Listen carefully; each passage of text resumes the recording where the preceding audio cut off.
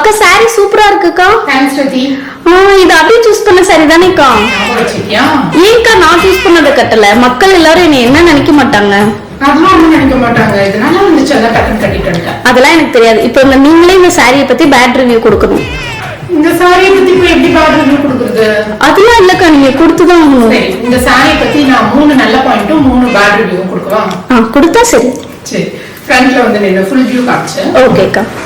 ரதி, இந்த சாரியை பத்தி 3 நல்ல விஷயம் சொல்றேன் ஃபர்ஸ்ட், அதுக்கப்புறம் 3 பேட் ரிவ்யூ. ஓகே.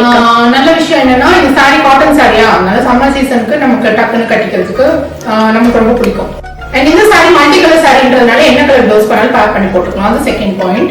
ப்ளவுஸோட ஸ்லீவ்ல இந்த மாதிரி பாப்பாம் இருக்குல்ல, அதே மாதிரி டாப்போட எண்ட்லயும் பாப்பாம் இருக்கும். நல்ல லென்த்தியான டாப் இருக்கும்.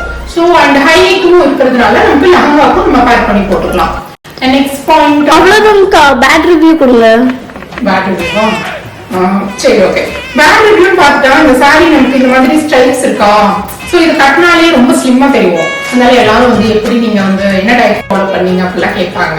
செகண்ட் பாயிண்ட் பார்த்தா இது வந்து காமனான சாரி மாதிரி இல்லாம கொஞ்சம் யூனிக்கா இருக்கும். அதனால எல்லாரும் வந்து டிஃப்ரெண்டா பார்ப்பாங்க, என்ன இவ்வளோ அழகா இருக்கு அப்படின்ற மாதிரி.